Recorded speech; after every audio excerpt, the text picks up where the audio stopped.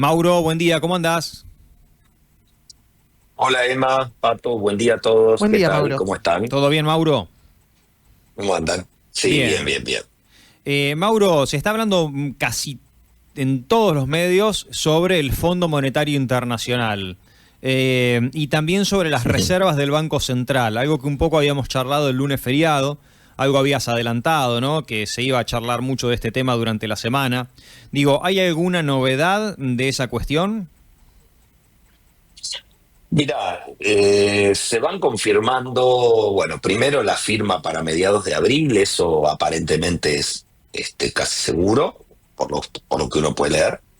El monto andaría cerca de los 20.000 millones, de los cuales 14.000 aproximadamente son para renovar compromisos con ellos. Quiere decir que habría unos 6.000 millones frescos o nuevos que irían obviamente a apuntalar las reservas, como es rescatar aquellos papelitos, pagarés que en algún momento el gobierno anterior solicitó, digamos, le entregó al Banco Central para pedirle dólares para hacer frente a obligaciones. Esos papelitos no valen nada, ya explicamos, es como haberse llevado, no sé si la palabra es robar, pero es más que nada nos robaron a los argentinos, porque acordate que las reservas no son de nadie más que de todos los argentinos.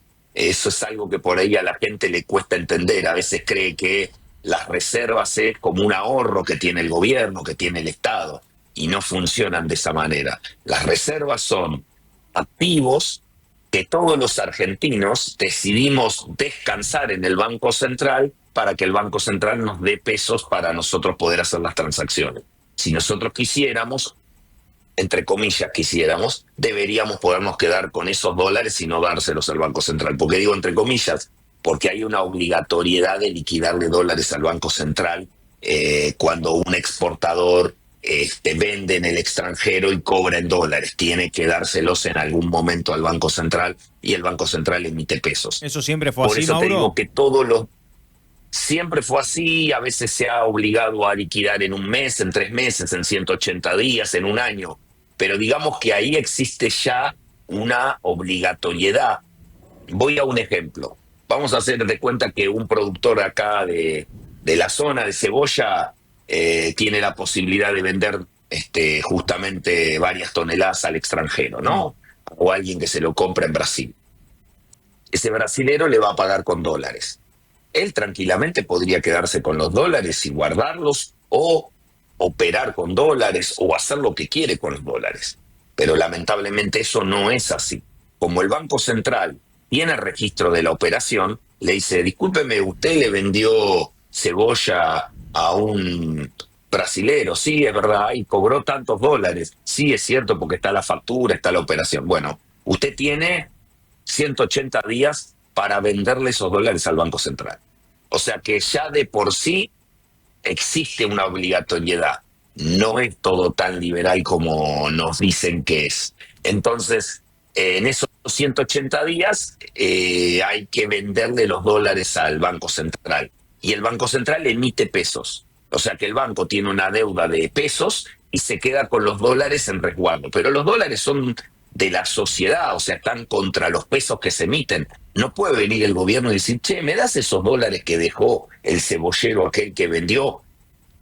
Y si se los lleva, te está llevando algo que no es de él. Distinto es que el gobierno tenga superávit fiscal, le sobren pesos o dólares y vaya a poner pesos contra dólares que pida. Eso es otra historia. Pero cuando hay déficit fiscal, no le sobra nada al gobierno. Entonces, ¿de dónde saca recursos en pesos para traerse dólares? No tiene forma. Entonces, ¿qué hace? Le Emite. pide los dólares y el Banco Central le dice, pero ¿dónde están los pesos? Ah, no, no tengo. Te doy este papel. ¿Te Mm. imaginas si yo te puedo ir a pagar a vos o en el supermercado o al kiosquero con un papelito que armo acá en lapicera? Qué lindo sería, ¿no? Para Bueno, eso vos, no hacía el para el gobierno kiosquero. anterior. Claro, eso hacía el gobierno anterior. Le decía, dame los dólares, emitime pesos, y el Banco Central dice, pero esto acá es una caja, ¿qué me estás dando vos contra eso? Ah, yo te doy un título intransferible que vale por tanto. Pero esto no se lo puedo dar a nadie. Viene mañana alguien que se quiere ir de viaje al exterior y necesita dólares, yo no le puedo dar un pedazo de este papel. Entonces, eso es lo que se está planteando ahora. Sanear el Banco Central es devolverle los dólares que se le pidieron y rescatar y sacar esos papelitos que no valen nada. Mauro, en otros lugares del mundo, ponele, o de acá de Latinoamérica, qué sé yo, Chile, Brasil, Uruguay, Paraguay, Perú, Colombia, Bolivia, ¿también están obligados los exportadores a darle los dólares al Estado? En la mayoría de los países funciona así. La verdad que no tengo acá las reglamentaciones, pero la mayoría de los países que tienen Banco Central funcionan como una caja de conversión. Acuñan moneda extranjera de activo y emiten moneda interna para transaccionar. Entonces, necesitan que eso sea de alguna manera, que nadie se quede con los dólares, porque si no, no tienen la posibilidad de emitir pesos y no pueden intervenir en la política monetaria. ¿Cómo cambió la idea, Mauro, cómo cambió la idea del gobierno, por lo menos por ahora, de la dolarización y del cierre del Banco Central, no? Claro que sí, y lo hemos hablado allá por campaña, me acuerdo con Germán muchas veces, con vos, cuando yo decía no soluciona nada la dolarización. Primero ordena las cuentas, después si querés dolarizar o no es otro tema, pero si ordenás las cuentas y generás confianza, podés usar la moneda que se te antoje.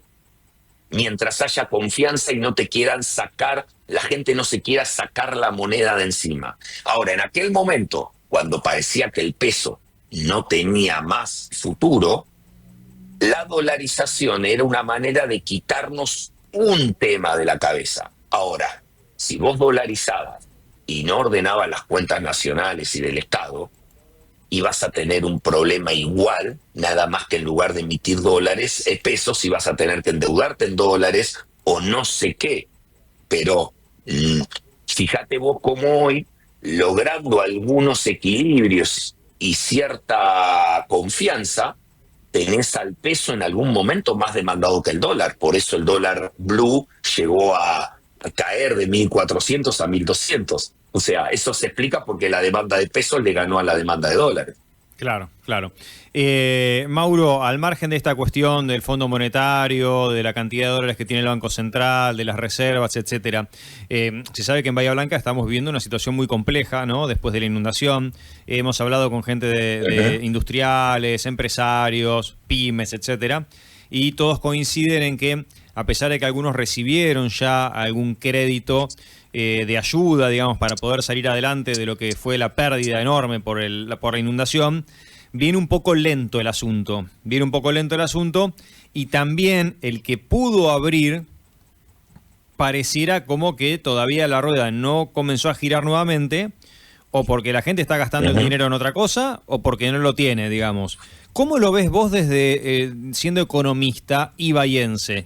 Cuando recorres un poco de la ciudad, cuando hablas con tus colegas economistas, cuando hablas con tus clientes, empresarios, digamos, ¿cómo estás viendo la recuperación económica después de la inundación? Mira, toda recuperación económica después de una catástrofe, y cuando vos lees la historia, en la historia mundial te muestran catástrofes naturales, catástrofes sociales como las guerras, catástrofes de salud como fueron las plagas. Todo tipo de catástrofe lamentablemente tiene un costo económico irreparable. ¿Qué quiero decir cuando algo es irreparable? Cuando entraste con 100 y en algún momento después no vuelves a tener 100. Tenés menos. Y ahí aparece todo lo que quién es el que paga, en millas, la pérdida. Y no es homogénea. No es que todos antes teníamos 100 y ahora tenemos 90. Lamentablemente algunos otros siguen teniendo 100 y otros tienen 80 o menos todavía. Entonces, algunos lamentablemente no van a poder levantarse. Yo ya sé y tengo conocimiento de negocios que decidieron cerrar sus puertas. No importa si tienen crédito o no tienen crédito, les prestan dinero porque ¿qué pasó?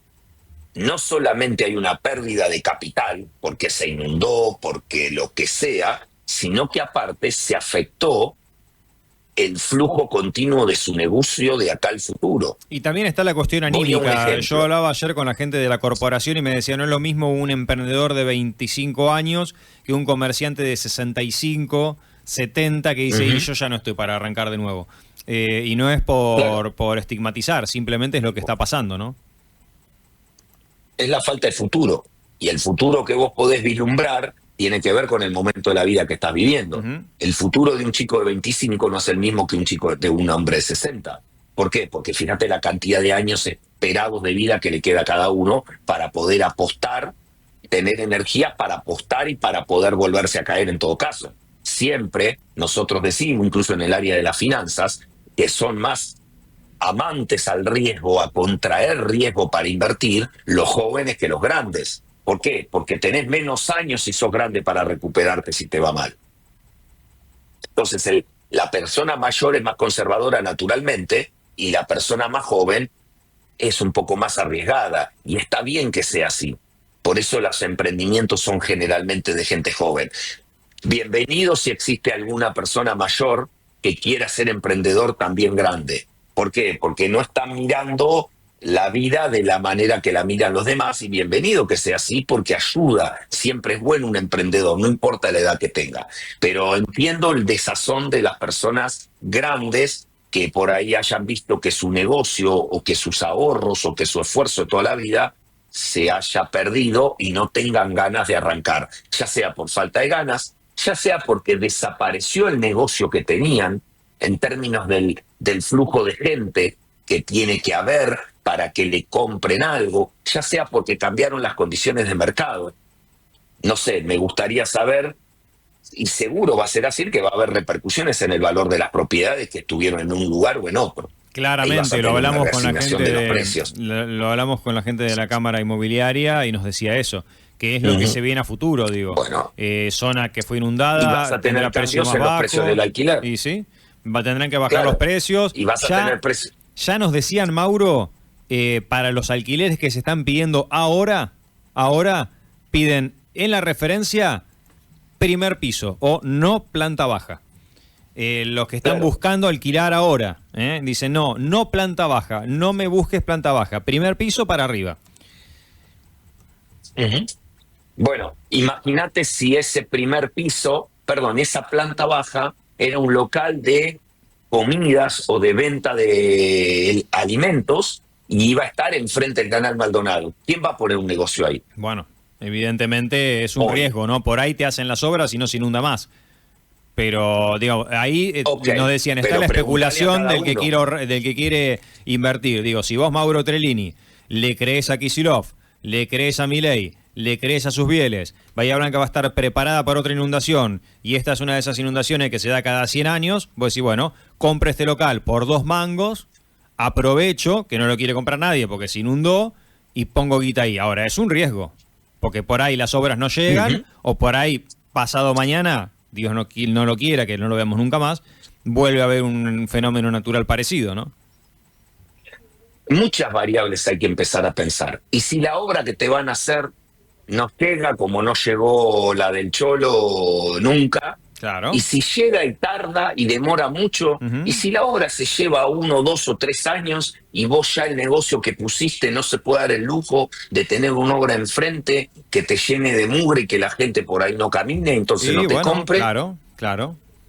Bueno, son todas variables que los economistas pensamos, que por ahí la gente, algunos piensan, otros no. Nuestra obligación y nuestra profesión nos hace obligatoriamente pensar en costos, beneficios y riesgos. En ese análisis económico, en ese principio básico de la economía, que es evaluar siempre los costos, los beneficios y los riesgos asociados para tratar de ver la conveniencia o no de una decisión, en este caso de negocios. Así que está todo muy verde, es muy reciente. Y lamento que va a haber negocios que no van a operar, que no van a trabajar más.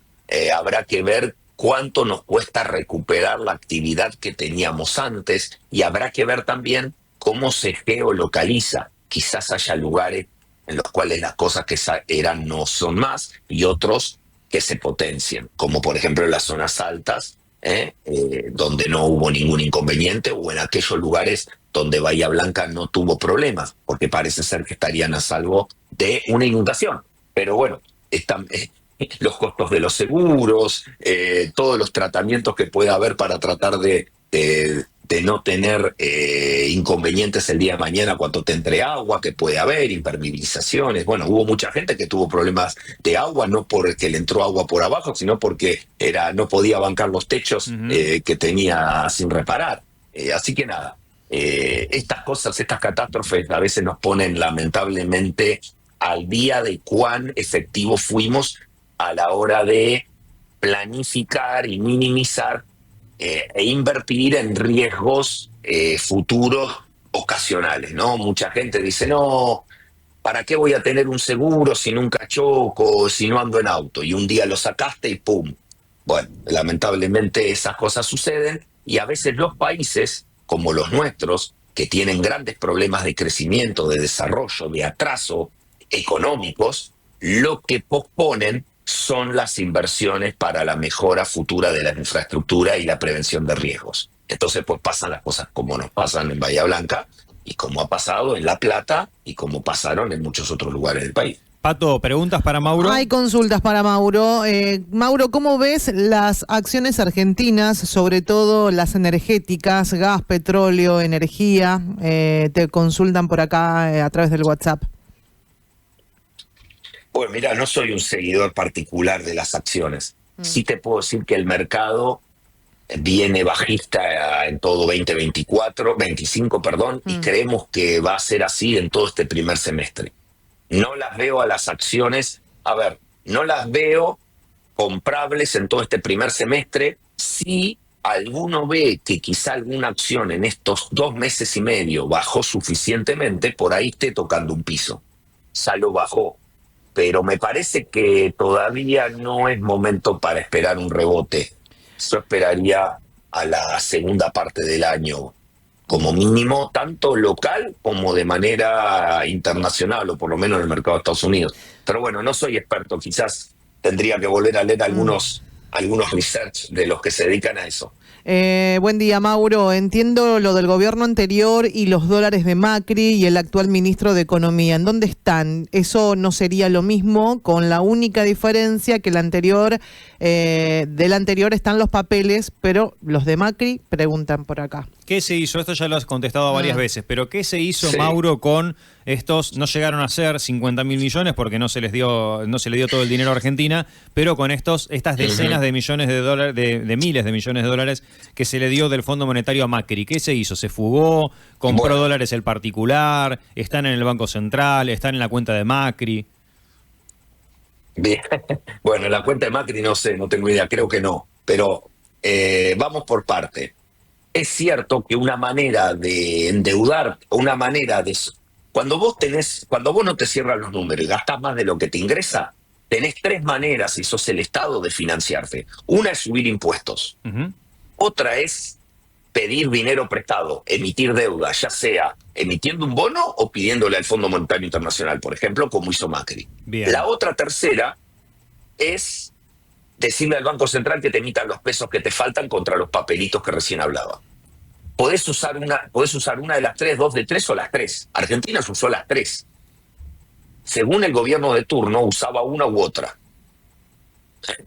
O porque se le iba acabando una, te usaba la otra. No pudo subir más impuestos, usó deuda. No tuvo más acceso a los mercados, emitió. En el caso de Macri, cuando Macri en el año 2018 comete un error en términos de confianza, de decisiones que se toman sobre ciertas concesiones que hacen que el famoso, yo recuerdo, el impuesto a la renta financiera, lo que hizo fue espantar a todos los fondos de inversión extranjeros que estaban colocados en Argentina, comprando cosas en Argentina e invirtiendo. Cuando ellos se espantan porque creen que ya no les conviene, se dan vuelta, venden, piden dólares y se van. Y cuando pasó eso, tuvo la corrida que tuvo. Cuando eso empieza a pasar, se suma la gente de a pie también, y ahí no lo frenás con nada. Una manera que creyeron era, pidámosle al fondo porque ya no podemos emitir deuda porque nadie nos la compra, porque al contrario nos la están vendiendo, y le pidieron al fondo una suma considerablemente grande. Pero es como si yo mañana te digo que pido un camión cisterna para mi edificio porque no tengo agua. Si me siguen demandando agua, es cuestión de días que me va a durar eso. O sea, esos Entonces, dólares del Fondo Monetario fueron a los privados que compraron dólares en ese momento. Fueron a los fondos de inversión de afuera que levantaron la posición en pesos y quisieron dólares justificadamente. O sea, te dijeron, acá tenés tus pesos, dame los dólares. Exacto. Nosotros mismos yendo al banco a comprar $1.000, o sea, $100 o $50. Fue a toda persona, entidad o empresa que quería que le devolvieran sus dólares y él dar los pesos. Ahí fue. Y exacto. Ahora, Bien. ¿y por qué pasó eso? Porque hasta ahí lo que se venía haciendo era, se vencía un bono, se renovaba. ¿Por qué? Me llamaban a mí, Mauro, usted tiene un bono que vence mañana, le tenemos que pagar $100. No, tranquilo, renuévemelo. Pero eso dejó de suceder. Entonces, los 50.000 que entraron se fueron, pero como te dijera agua en el colador. No fueron 50.000, no llegó a ¿Pero darle por qué? toda la plata. Bueno, 45, bueno, no sé cuánto fueron. Creo que llegó a 45.000 millones. menos, me parece que menos incluso. Pero bueno, ponele, era igual una La torta de cuestión plata, es ¿no? La cuestión es que flujo mata stock. De vuelta el ejemplo. Si no tengo agua en el edificio y todo el mundo quiere agua y todos se quieren bañar y poner el lavarropa y lavar los pisos, Por más no camiones puedo que traer un lleven. camión cisterna. Exacto, lo que tengo que tratar es de recuperar la red de flujo normal de agua. Eso es lo que sucede. Y lo que le pasó a Macri le podría haber pasado a otro gobierno. Al gobierno que vino después, o antes, en lugar de ir al fondo, renovaba deuda, pagaba más intereses y le renovaban. Cuando eso dejó de suceder, le dijo al Banco Central, emitime los pesos que me faltan. O sea, es la misma, no quiero usar la Sí, típica, se entiende, pero sí. es lo mismo con distinto olor. Ujú. El problema es el déficit, no la deuda. El problema es por qué necesitas fondos. ¿Qué estás haciendo mal? ¿Por qué necesitas plata? ¿Porque gastas mucho? ¿Y qué haces con lo que gastas que no te permite que te vuelva o que se te genere? Por eso ahora el acuerdo esto con el fondo, lo único que espero que traiga es un cambio de timón y que si van a entrar dólares frescos, sea para algo como, por ejemplo, saneamos el Banco Central. Sí, ¿para qué? Para poder decirle a los que quieren dólares que hay dólares. Entonces, ¿qué hacemos? ¿Levantamos el cepo? Sí, es importante levantar el cepo para que la Argentina vuelva a saltar hacia adelante en términos de normalización de inversiones y de actividad económica. O sea, que lo hagan para algo que valga la pena. Siempre lo importante es qué haces con el dinero, no que te lo den, sino qué haces con eso, porque todo el mundo se endeuda. Todos los países viven endeudados, pero hacen cosas con lo que piden coherentes para poder garantizar el repago y que siga funcionando el círculo. Mauro, o la rueda, mejor dicho. completísimo como siempre, Mauro. Abrazo grande, hablamos el viernes.